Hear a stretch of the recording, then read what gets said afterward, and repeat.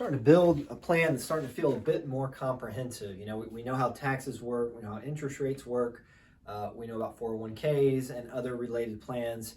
And now we're going to think about what you're going to put into those 401ks. You know, we've learned about stocks, we've learned about bonds. This is kind of about connecting those ideas when we're building our comprehensive retirement plan. So this is about how we balance stocks and bonds. You're going to be hard pressed to find a portfolio that doesn't have stocks. So stocks obviously are high risk, high reward, and are probably where you're going to build, outside of actually working your job, stocks are where you're going to build most of your wealth, whether that's through index funds, mutual funds, or individual stocks if you choose that route. Bonds are almost always going to be part of retirement plans as well. And obviously they are lower risk, lower return. And that being, while bonds are lower return, they're still far away from 0% most of the time. Right now it's kind of a strange time where interest rates are very low on bonds. But still you might expect to earn, you know, in the next 10 years, at least 2% on bonds if you hold through that entire 10-year period, which is a lot better than checking accounts, probably better than savings accounts, and it's quite stable. So bonds still earn return, so let's not forget that nice thing about them. They are better than putting your money in, you know, a checking account or something. So you can think about how much risk and how much return you want to have. If you wanted to have the most risk, you would probably go 100% stocks, right? And you might be tempted to think that that's crazy to go 100% stocks, but actually 100% stocks is a pretty common portfolio balance, especially when you're young. If you're 23 years old and you know you're not going to be touching your 401k until you're 60, it's certainly understandable that you would want to invest all of your money in stocks. And some analysts have actually suggested that you should borrow and invest even more money. So you might be willing to borrow money at a 5% interest rate and invest it even to take advantage of even more risk. For me, I'm almost 100% stock. I just bought bonds for the first time a couple of months ago, but at 34 years old, I'm still young enough that I want to go almost all stocks with my investment. All right. If I want to go least amount of risk, but still maintain my stock and bond portfolio, you might be tempted to say go 0% stocks and thus 100% bonds, but that is actually not minimizing risk. Remember that bonds do have a little bit of risk. Bonds are subject to default risk and interest rate risk. And if you hold only bonds, that actually is more risky than holding almost all bonds. So if you want to go least amount of risk, it turns out that research shows that about 20% stocks, 80% bonds is the least amount of risk while still holding stocks and bonds. In your 401k, you're probably not going to want to buy anything else. It's probably going to be stocks or bonds. And so you would want to be between the most risk and the least risk.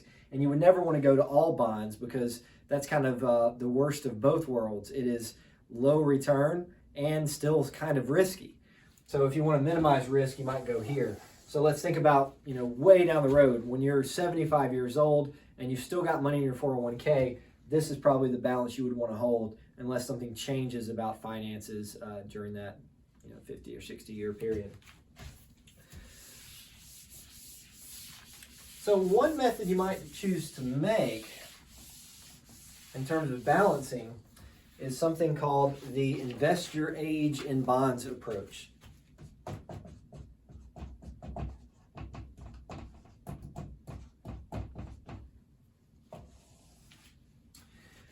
You know, we talked about in a prior video, and this is really just like a core idea in personal finance, that as you get older, you want to take less risk, right? There's two reasons why you want to take less risk when you're older. One is when you're older, you have fewer years to invest, so you basically can't wait out a market drop. Right now, if the market drops at my age, I don't really care so much because I know it will go back up in the future, and I'm not selling my stock anytime soon, so I don't really care. But if you're 65 years old, you might need to sell stock soon, and you don't want to get unlucky and sell stock when it's gone down in value. So one reason why you want to transition to bonds as you get older is to basically recognize that there's risk and you want to reduce risk because you don't have many years left. The second reason why you want to transition towards bond when you're older is basically you've usually hit your goal at that point. So let's say you're 65 years old and you've got $1.8 million saved up. Well, at that point, maybe you don't so much care about getting a big return. You're just basically wanting to preserve your wealth. So even if you were willing to take on risk, you might say that the goal of taking on risk is not as important anymore, right? So to review that, the first reason why you'd want to hold more bonds as you're older is because you need less risk because you have fewer years left. But the second reason is most 65 and 70-year-olds that go to college, that take a class like this, will completely be financially stable at that point. So they just don't have to take on risk. Basically, they can avoid that luxury. I get on to my dad all the time because he has no stocks. My parents, they're in their mid-60s right now, upper 60s. They don't have any stocks. They haven't been holding stocks for like 10 or 15 years. And I tried to tell my dad, get money in stocks, get money in stocks. And his answer is, what's the point? I don't need the money. There's literally no reason to take on the risk.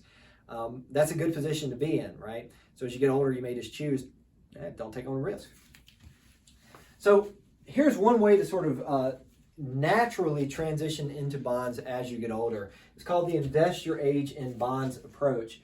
And so basically what this will do is as you get older, it will naturally transition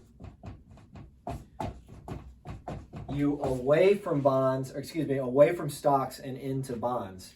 So your portfolio will be made up by a percentage based on your age that's composed of bonds, like this.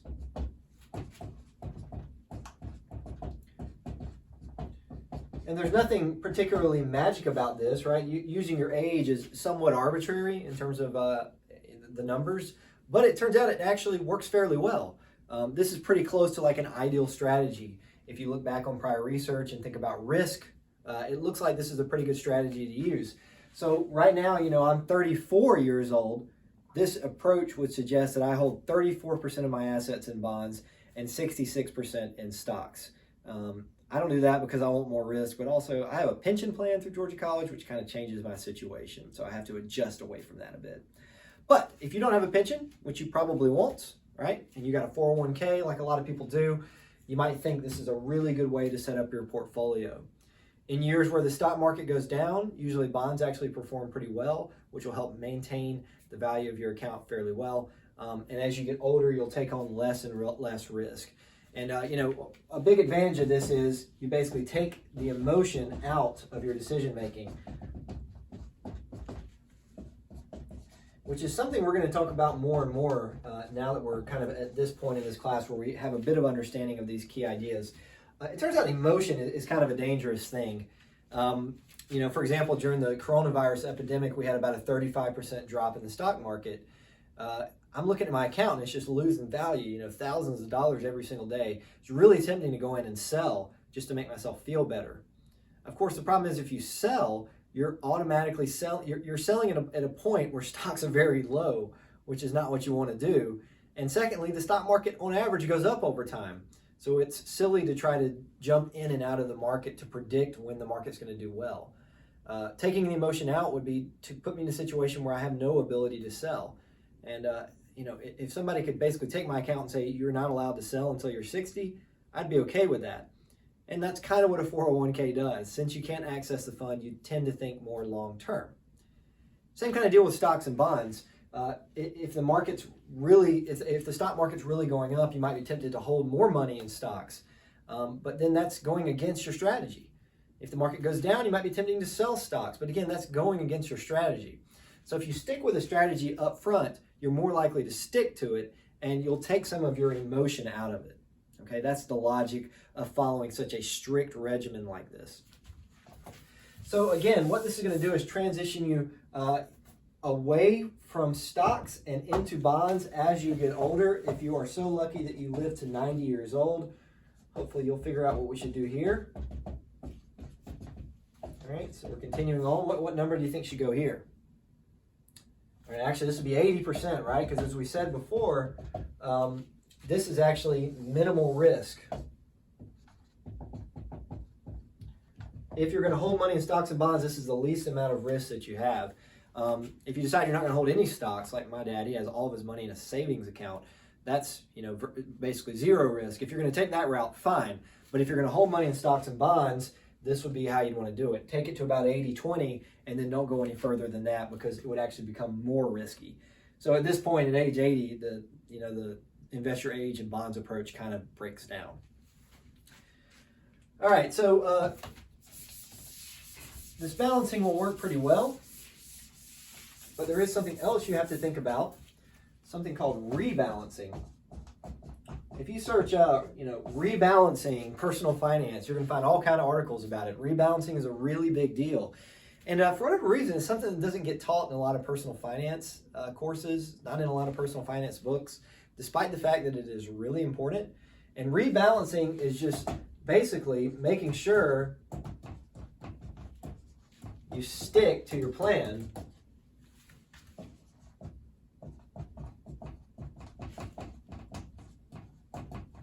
by buying and selling assets.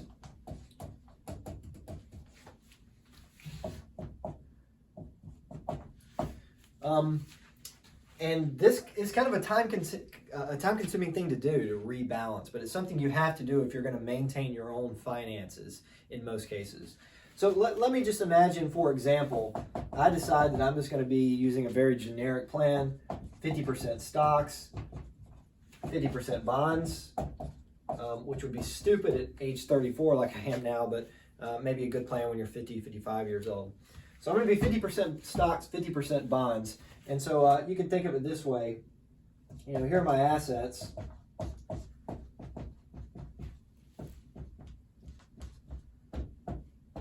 Maybe I've got $100,000 in stocks and I've got $100,000 in bonds. All right, so I'm balancing evenly between those two. Well, let's imagine that we have, like we just did, we have a big drop in the stock market because of the coronavirus, right? It's an unanticipated drop. No one really saw that coming. It happened. No one really knew how the economy would respond, but we got a big drop in the stock market. So what would happen here is, if you don't touch this $100,000 would shift down to maybe only being worth $60,000. Okay? This is bad news because you've lost value, right? Probably won't affect your bonds very much. They'll stay relatively constant. But your stock value is way down. So what you should recognize is you're no longer sticking to your plan.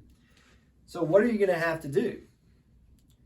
Well, in this plan, what you're going to have to do is buy more stocks by selling bonds. All right? So you would have to buy $20,000 in stocks and sell $20,000 in bonds to rebalance your portfolio.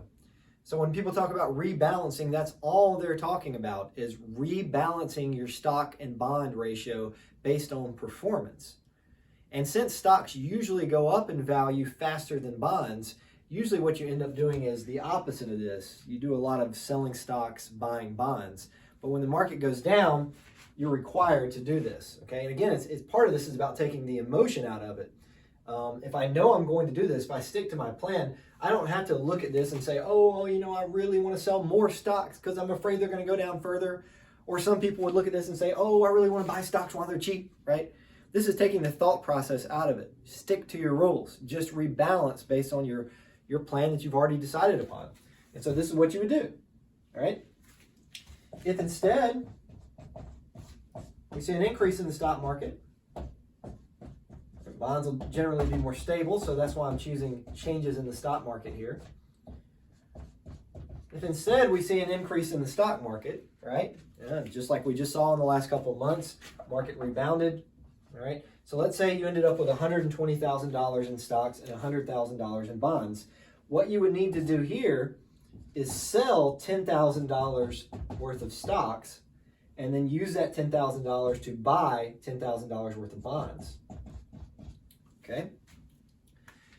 By the way, this is one reason why you want to have a 401k or your money in a 401k or 403b or 457b. You want to have it in something that is tax sheltered, because if you start doing these types of trades like we're talking about here with just money in a taxable account, right?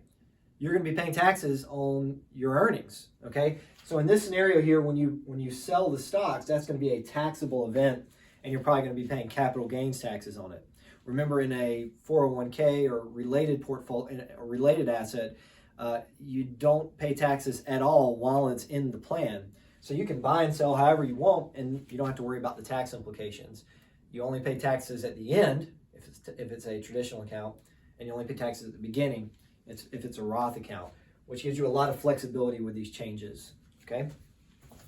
What this rebalancing does. So specifically, the power of the invest your age approach and rebalancing in general is this. One, takes out the emotion. Okay, both just rebalancing in general, such as a generic plan like this, or using a more sophisticated plan like the invest your age and bonds approach, takes the emotion out of it because you basically give yourself rules to follow. And there's just loads and loads of research out there that shows that people do better with their investments if they stick to rules that they plan. A second thing it does is it reduces risk over time if you're using that invest your age approach. These are all obvious things, right? Reduce your risk over age, that's kind of the obvious thing it does. But the nice thing that it does that is not so obvious is it basically ensures that you buy low and sell high. That's one really nice thing about this plan, right? The whole goal of investing is to buy stocks when they're cheap, sell them when they're high. But if you use rebalancing, right? If you use rebalancing, what this means is when stocks go down, you buy, right? If stocks go down, stocks will make up a smaller proportion of your portfolio, so you will feel compelled to buy. That's what your rules will tell you to do. If stocks go up, you'll sell, because when stocks go up, now they make up a bigger share of your portfolio. So to stick to your rules, you're going to have to sell stock. So this is going to do what you want. It's going to buy low, sell high automatically without you even having to think about it, okay? And this doesn't mean you're going to earn, way more than 10% return in stocks or anything, but it means that you're not going to be making any emotional mistakes, because we know that sometimes when stocks go down, people want to sell because they want to get out of the market, right? They're scared. And sometimes when stocks go up, people want to buy because they have that FOMO, that fear of missing out. Well, if you're always buying when stocks are going up and selling when they're going down, that's the opposite of what you want to accomplish. So rebalancing will get you to use a more proper strategy in terms of buying low, selling high. Right? It's not so obvious that's happening, but that's a really nice thing about it. All right, so you can do all of this yourself. There's kind of three methods here for rebalancing. One, you can do it yourself. I know people who do this once a month. Once a month, they go into their accounts and rebalance.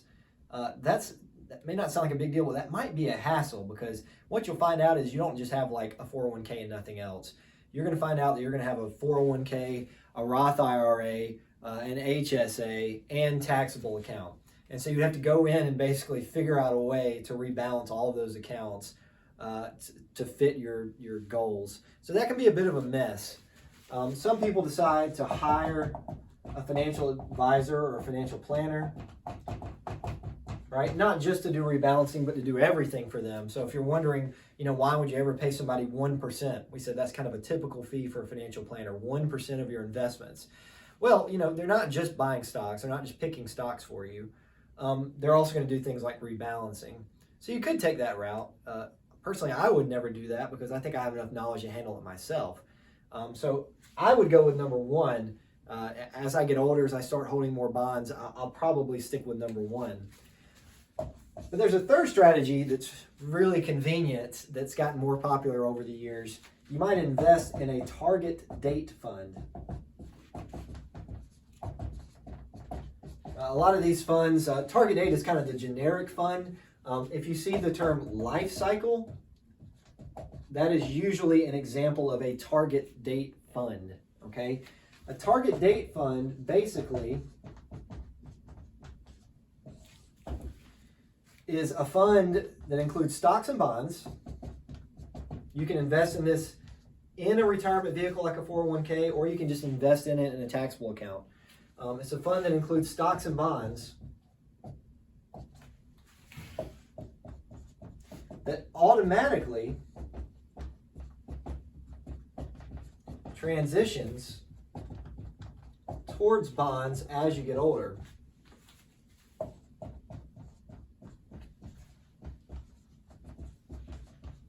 And it rebalances, right?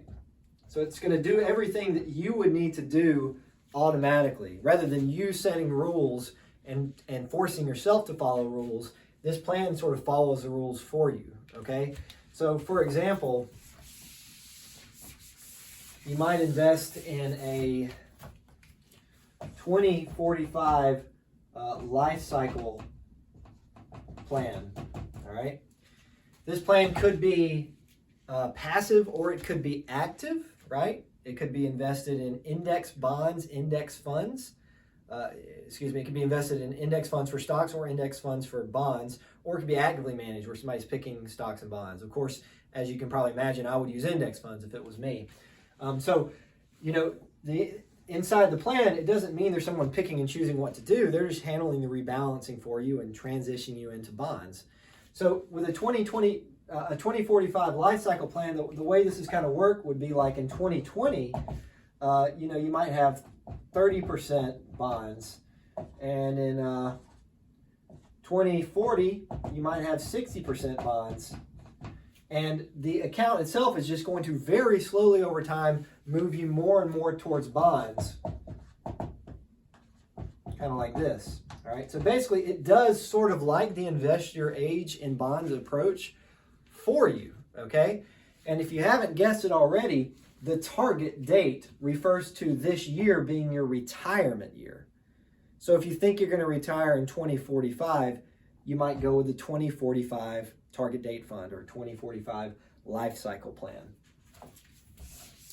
If you wanted more risk, well, then you could just go out and buy stocks in addition to holding this fund. Or you might say, look, I'm retiring in 2045, but I want to use a 2055 plan.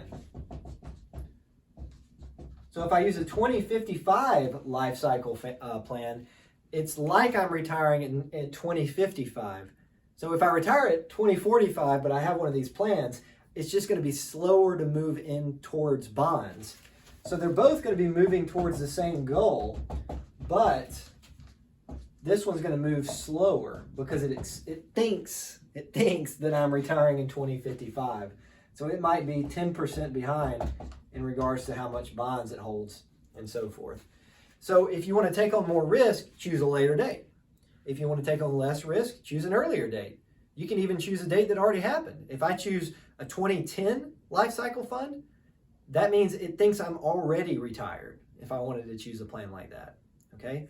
So these are fantastic plans. The only downside is, as you might have expected, these do tend to have greater fees, all right? The fees on these can be a good bit higher than their comparable index funds. So what I mean by that is you could basically choose the stocks and bonds that are in this plan, just choose them independently, an index fund with stocks, an index fund with bonds, and maybe you pay a 0.1% expense ratio. But if you go check on one of these, you might find that it's a 0.4% expense ratio. Every scenario is different. Here at Georgia College, ours has a low expense ratio, as you're going to see here just in a second. But if you're working for some company, there's no telling what funds you're going to have available. So whenever I have a friend or family member ask me about investing and they show me their 401k and they say, what do you think you're going to do, or what should I do? The first thing I do is I look and see how expensive these plans are. Because for somebody who maybe doesn't have a lot of skill or know-how, or maybe somebody who's just doesn't want to screw around with having to rebalance, this is a really nice plan. So as long as the fees are low, there's really not a downside. Regardless of what plan you use, if you use Invest Your Age in Bonds, if you use a life cycle fund, if you do it on your own, whatever, regardless of what you do, you can't forget about rebalancing. You've got to take on less risk as you get older. I've known people who were in their 60s that were holding all stocks, and then they got wiped out by a stock market crash.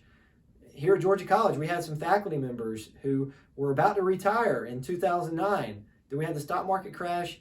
They were forced to keep working for like 10 more years than they had planned. And it was all because they weren't rebalancing. They were just leaving money in stocks. You know, they started out with a plan to hold 20% bonds, 80% stocks. But because stocks had gone up so much, they were holding like 90% stocks by the time they hit their 60s. Stock market crash, knocked them out, knocked their wealth out, and they end up having to work for 10 extra years. What a huge mistake, right? What a huge mistake. So you can't forget about mixing those stocks and bonds correctly.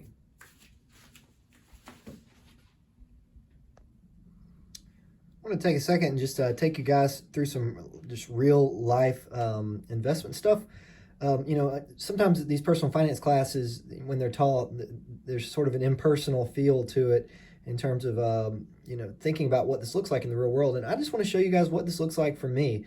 I'm going to show you some of my own financial information, and some people are always surprised when I do that, but I don't really care if you know how much money I have or if you know how much I have invested. I just want you guys to see what this actually looks like for someone who's actually doing it. So let me show you here. This is a form called a salary reduction agreement. I mentioned this before, that if you want to make a contribution to like a 401k, you're going to probably have to fill one of these out, and you'll need to know how. They're usually not too complicated, but they're going to give you some different options on how you want to, how you actually want to contribute. So for example, here I've got a 403B option. I can go pre-tax, that is traditional, all right? After tax, that is Roth. So that's just a different way to say what we've been talking about in this class. You can see here, I just pulled this up from Georgia College. It says the allowable limit is $18,000 for each plan. So they really need to update their paperwork because it's gone up $1,500 since then. That's got to be from like 4 years ago or something. You might also notice here in this yellow print, it also says you can put more in if you're over 50, and that's something I haven't discussed. But yeah, if you're over 50, these limits actually go up. It's called a catch-up plan that you can put more money in. So we've got some options in terms of what we want to put in: 403s, 457s, 401ks. That's not something I have the option to contribute to, but I guess someone is at Georgia College. I can say how much I want to put in per month or as a percent of my salary. And so this will be pulled gradually out of my paycheck. And then I can decide which vendor I want to put this into: Fidelity, TIA Cref, or Valic. And so you would definitely want to look into these vendors and see which one has the best plans before you make your contribution. Turns out here at University System of Georgia, the Valic plans are pretty bad. The TIA are pretty good, but they have some weird rules. And the Fidelity seems to be the best overall, and so that's usually what I recommend. So I would have to sign this. It'd have to go to HR. They'd have to sign it and get back to me, and then I would notice my paychecks go down because the money would start going into these accounts. So I contribute to a 457B. Here is my 457B account here. I don't think there's any sensitive information. It's going to show how much money I have in the account, but that doesn't really matter. You can't do anything with that. You can't steal from me, so I'm not worried about that. Remember, I'm trying to save for retirement, so I better have some money in here. So this is the money into my 457B account. If I look at my transaction history, you'll see it's kind of complicated. But there's essentially right here, you see, if you add this up, this is $1,000 a month is going into my 457B, and then it's automatically being invested into these different funds. These are the funds I've decided that I want to invest in. So I don't even have to think about this once this is set up. I'm putting in $1,000 a month. I'm probably going to leave it there for a really long period of time. That seems to be about how much I need to put in to achieve my goals. So I can look at investments and see the options that I have available. We have really good plans here at Georgia College. So you can see here are some of those life cycle plans that I was just talking about. These life cycle plans basically auto rebalance between stocks and bonds. And so if I think, I'm targeting a 2045 retirement date, this would be the plan that I would choose.